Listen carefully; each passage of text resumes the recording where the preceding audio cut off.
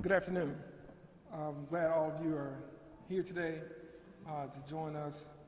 I want to thank all the members of the City of Montgomery, Montgomery Police Department, Montgomery Fire and Rescue, all of our employees, as well as everyone in our community that has been so helpful regarding the situation that brings us here today. As you all know, we had an unfortunate event to take place over the weekend in downtown Montgomery. On our riverfront, it was something that was brought on by reckless individuals who did not really use good judgment and caused an event that certainly was avoidable. That said, the police department reacted very swiftly, very intentionally to address the matter, as did other citizens in the community. And so at this time, we wanted to bring forth some information that we did not have as our investigation continues to report to the public. And so I have with me Chief Darrell Albert, the Chief of Montgomery Police Department, who will update you on the status of this event and how things are going in the investigation at this point. But again, we want to thank all the members of the public, all of our first responders, everyone who's been helpful, witnesses in bringing forth the information that we have. So at this time, I'll turn it over to Chief Albert. Chief.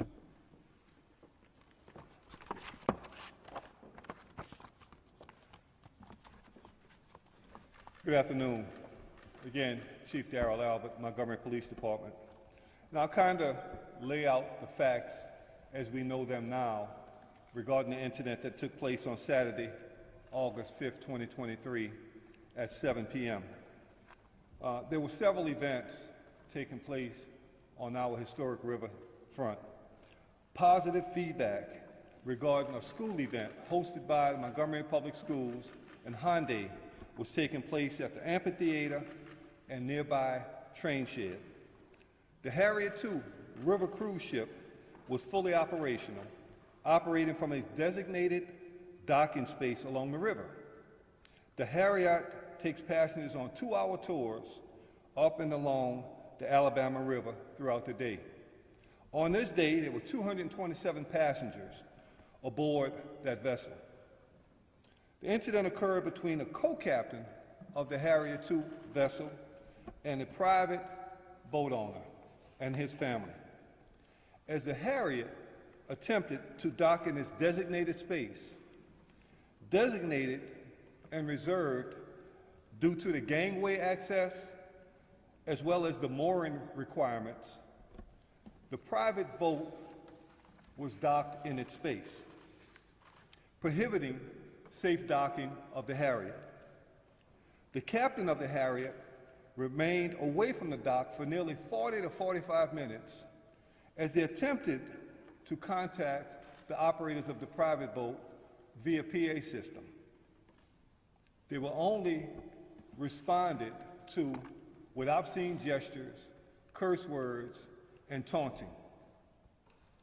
The co-captain was then picked up by a separate vessel and brought to the pier in an attempt to have a conversation with the private boat owners and or have those boats moved so that the Harriet could dock. A confrontation ensued between the co-captain and Mr. Pickett, the co-captain, being attacked by several members of the private boat. Several members of the Harriet II came to Mr. Pickett's defense, engaging in what we all have seen since on social media. I'll give you a timeline as to the way the calls came in and the Montgomery Police Department's response. The original call came in at 7 p.m. as a typical disturbance.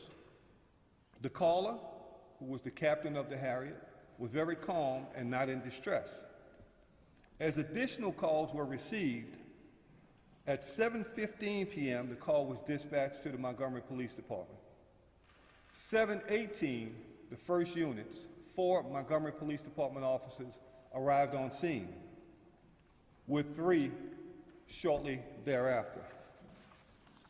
13 individuals were detained and brought to police headquarters for questioning and interviews.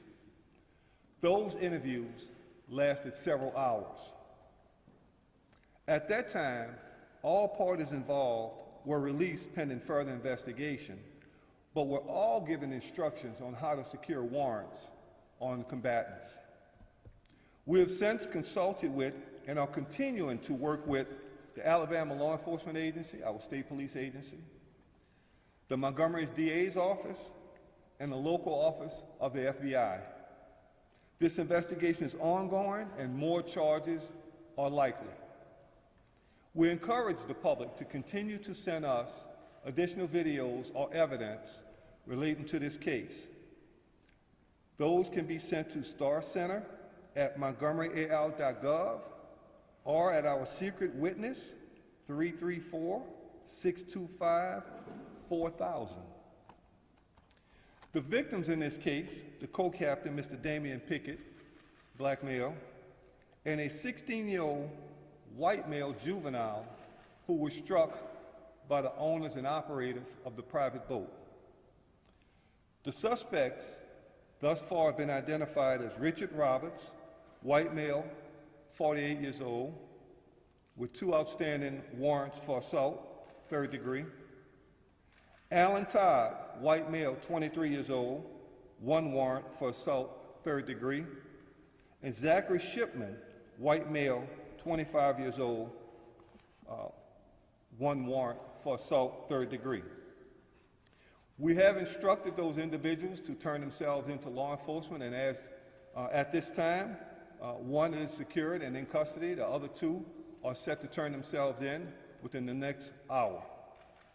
We are also asking for Mr. Reggie Gray, the black male, 42 years old, who was seen wielding that folding chair, to contact the Montgomery Police Department for further interviews and as part of this investigation. As the mayor said a minute ago, this investigation is ongoing and more charges are likely. We want to thank the public and the media for supplying the much needed evidence and video surveillance that we've received, and it helped us to determine the facts as they happen. Keep in mind, when the incident took place, when it initially took place, the police department didn't have the luxury of the videos that we all have seen now. The police department was acting on statements and witness statements that occurred as we arrived. Now that we have more information, again, more charges are pending. I'm available to answer your questions, but that sums up where we are at this time, sir.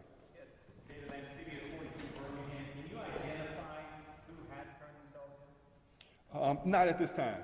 We know 1 individual has turned himself in. He is in the custody of the Selma Police Department.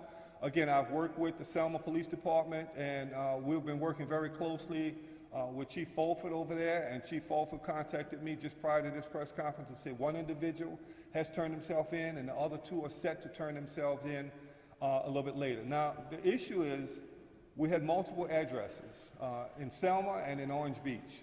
So locating these individuals were a little bit challenging, but now we've made contact. We should be and will be bringing those individuals here for justice.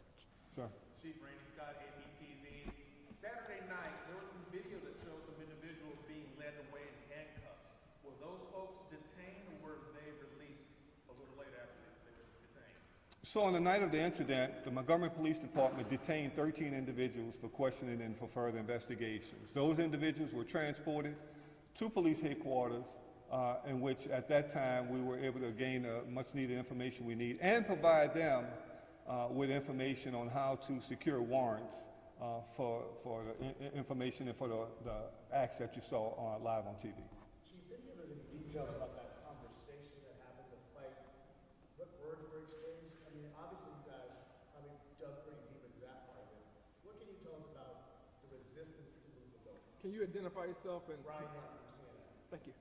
Well, thank you. Yes. So the co-captain, again, as the co-captain approached the dock and attempted to peacefully move the boat over, just enough so that Harrier could park, the owners of the boat confronted him in a very hostile manner. There was words exchanged, and then it turned into a fistic encounter that you've all seen. So the co-captain was doing his job.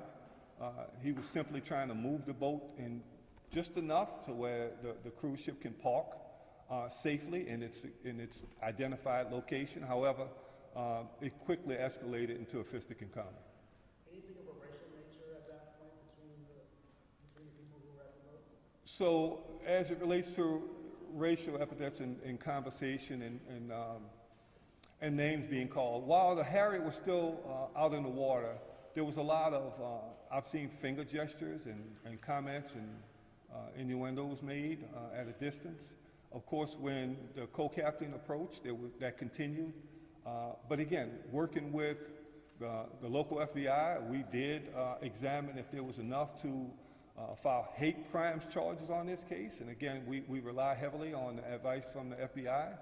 We've also looked at what it takes to elevate this to a riot, inciting a riot. We've worked with our local district attorney, and it didn't fit the criteria for that. So the charges that we have pending on South 3rd at this time are appropriate charges for what we've seen and the behavior that we've seen on social media. Chief Rosina Smith with. Point of clarification, the four that you mentioned, are they all associated with the pontoon boat and the initial attack on the co-captain?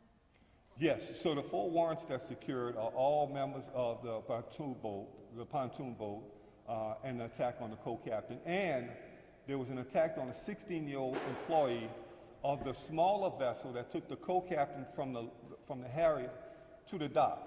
That 16-year-old was assaulted by one of those members of that pontoon boat, and his mother actually signed warrants on one of those individuals. That individual was a 16-year-old white male employee of the smaller vessel that was operating in the river at that time as well. Chief Rosina Smith with WSFA, could you please provide us with the names of those suspects again and spell them for us? And then are these misdemeanor charges, or what's the ranking of these charges? Yes, so assault 3rd is misdemeanor charges by statute. And the names of the individuals that's wanted is Richard Roberts, Roberts. He's a white male, 48 years old. He has 2 warrants pending for assault 3rd. Alan Todd, Todd, 23-year-old white male, has 1 warrant pending. And Zachary Shipman, Shipman, white male, 25 years old, he has 1 warrant pending. Excellent. Also, we've been hearing that there was also possibly previous incidents with these boaters. To MPD's knowledge, was there any previous incidents with these boaters and the riverboat crew? We have no knowledge at this time that this was something that was continued from prior incidents. This was a standalone incident, again, that was brought to our attention, and we acted on the information we had.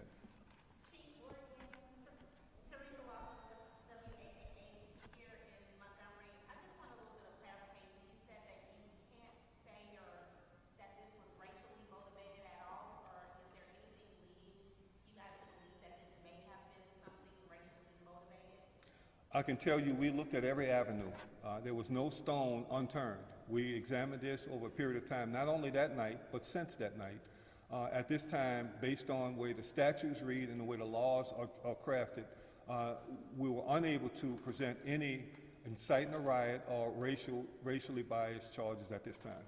Hey, Chief, when you said the smaller vessel, can you clarify that was not the pontoon boat, that was a different boat?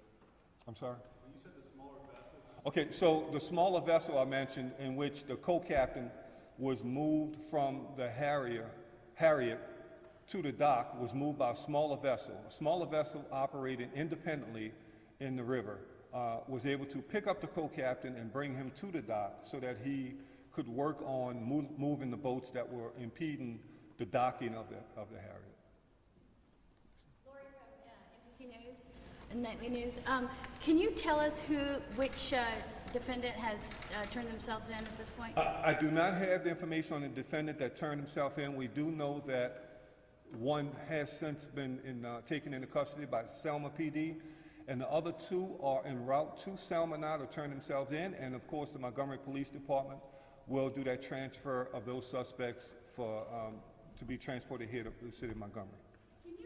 Can you just describe the signage at the dock there? Is there signage saying "Do not park here"? This is riverboat parking only. So there was no signage at the time. However, the mooring area for the Harriet is well defined by the dock itself, the area that's cordoned off, as well as the large poles that the boat ties off to.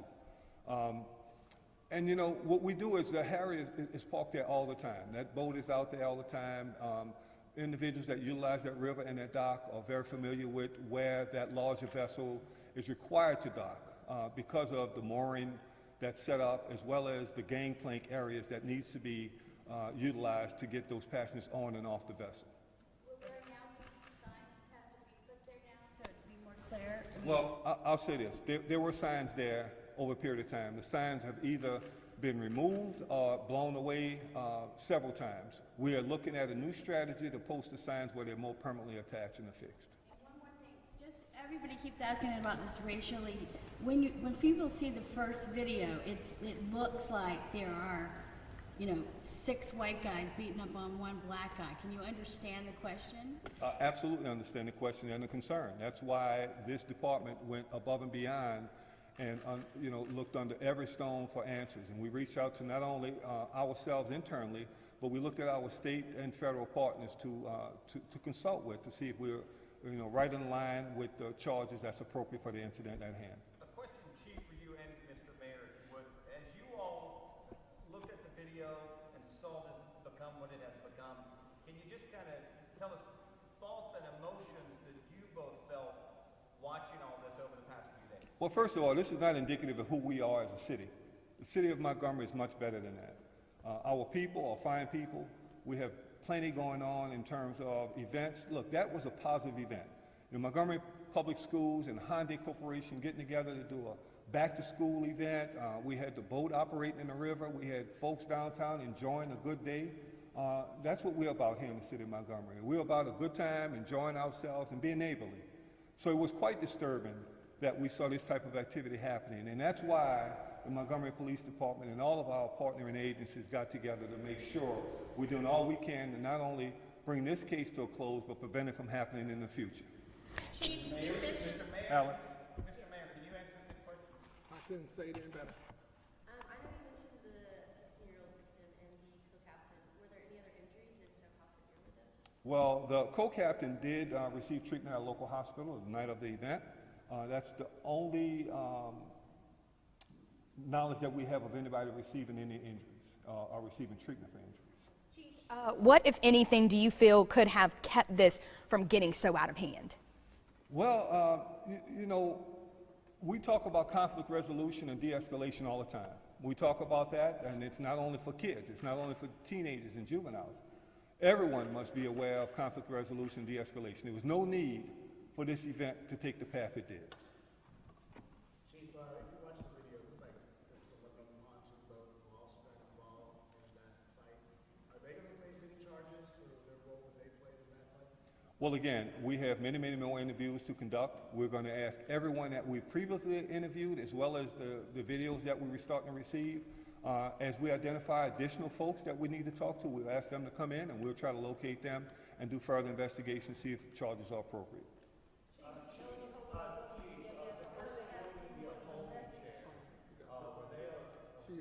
Wait, let's go here and I'll come back to you.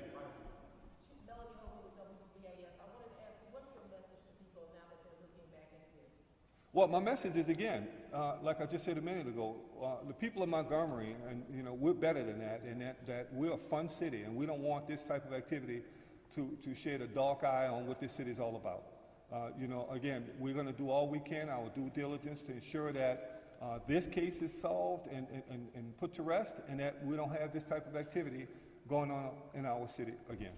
Sir? You said you were reaching out to Crystal Williams, the folding chair. Have they identified the people on the pontoon boat or the people that were part of the crew there? Can you state your name and who you're with? Oh, I'm very wrong, 18, 19 years. With who? 18, 19 years. Okay, so the individual wielding the folding chair has been identified as Mr. Reggie Gray, black male, 42 years old. We're again asking Mr. Reggie Gray to contact local law enforcement. There's more interviews and for us to conduct with him, and I'm sure we'll be in contact with him in the very near future. We're asking him to reach out to us within the next 24 hours so we can again sort through the issues with the folding chair and with what we all saw on social media as well. Chief, you mentioned that other charges may be warranted to other people. Does that mean the Good Samaritans who Well, what I'll say to that is anyone involved that has culpability for violating the law is subject to restrictions in terms of the law. So we're going to go where this investigation leads us. No one's off limits. We'll interview as many as we need. Again, on the night of the incident, we interviewed 13 that we were able to detain and transport to police headquarters. But again, I don't think we're near finished. We have a lot more work to do on this, and we'll continue to inform the public and the media on our progress. Chief, was there any damage to either the Harriet II, the dock itself, or any place around in that area that will probably have to be replaced or fixed? There was no damage reported at this time. Chief, I've seen some. Sir?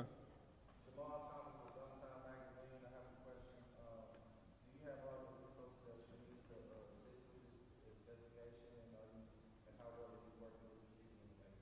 Well, great question regarding resources. The Montgomery Police Department is fully functional and able to handle this investigation. We do thank our local, state, and federal partners for their contribution to this investigation. We'll continue to lean on them as needed.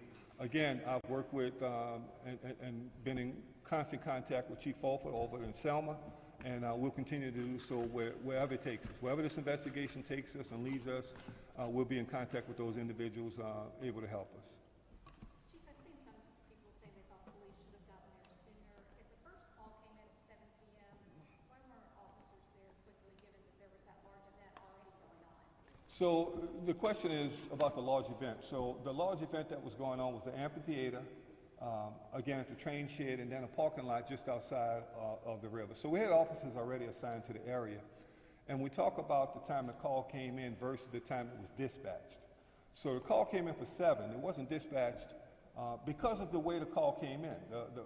The Riverboat pilot was very calm. He just said it was a disturbance. As more calls came in and the call takers asked more appropriate questions, the call was dispatched at 7:15, and within 3 minutes, the first 4 officers were on scene, and immediately following that, 3 additional officers were on scene, totaling 7. So the response was adequate, was timely, based on the information received from the Communication Division. Just one final question, Chief. I don't want to keep going back to this, but what would justify a hate crime if this were to, as she was saying, from the initial, it looks like a black man being attacked by 5 white people. What would justify that being a hate crime? Teresa, what I'll tell you is that based on the elements of this crime, those elements did not exist. Can I ask one question? Do you know a timing of arraignment for these people who are turning themselves in? No, I don't. Of course, they'll have their day in court. We're going to be transported from Selma over here to Montgomery, and then they'll face the court system here in the city of Montgomery. So I don't have a timeline for you, but again, we're still waiting on 2 additional subjects to turn themselves in. Again, that's supposed to happen within the hour, so we're waiting on those as well, and then we'll work on the transport from where they are to get them back here in our jurisdiction. And you all will post the mugshots? Yes, sir. They'll be posted. They'll be made available to our media. And once they're transported here, they're already under arrest when they give themselves in Selma, or whichever police station they go to. Once contact is made with law enforcement, they'll be placed under arrest and provided their Miranda warnings as appropriate. A question for the mayor, if he's willing. This area landed Montgomery in national news for part of the city that the city is taking great care to try to develop as a tourist destination to make people feel safe. Do you have any concerns that this is going to reflect negatively on your city? You know, I don't think you judge any community by any one incident. As Chief said before, this is not indicative of who we are. As a matter of fact, the people on the pontoon boat are not residents of Montgomery. So I think it's important for us to address this as an isolated incident, one that was avoidable, and one that was brought on by individuals who chose the wrong path of action. From the time they were notified that they were in the vicinity of where the Harriet parks, to how they responded to when they were given a second notice of that. So this is not indicative of our community at all, and I think people will view this as the actions of a few individuals and not characterize the entire community. All right. Well, listen, with that, we want to thank, go ahead. Sure. And in closing, I just want to, appeal to the public that this incident is isolated. It will be over soon. We're going to continue our investigation until we put this to rest. But make no mistake, our Fusion Center, our state police, our partnering agencies, we're all paying attention to what's going on. And in terms of any possible retaliatory acts, don't come here with it. We're not going to tolerate it. We will be active, we will be aggressive, and we will not allow this type of behavior in our city. That's the message to the community. And again, thank everyone, thank the public. Please continue to send us those bits and pieces of video that you have out there. We're reviewing each and every one of them for content, and we will utilize those as best needed. Thank you very much. Again, we want to thank everyone in the community for their help and involvement in this. Many who have shared information with us via social media and other forms of communication. We also want to thank again our first responders for their reaction and work that they do each and every day to protect and serve this community. And we want to thank all of you for covering this incident and certainly making sure that it's thorough in the accounting of how the incidents took place and where we go from here. Again, as Chief mentioned, this investigation is ongoing, and as there are new developments, we'll make sure to inform you of those. So thank you so much, and that will conclude this press conference. Thank you.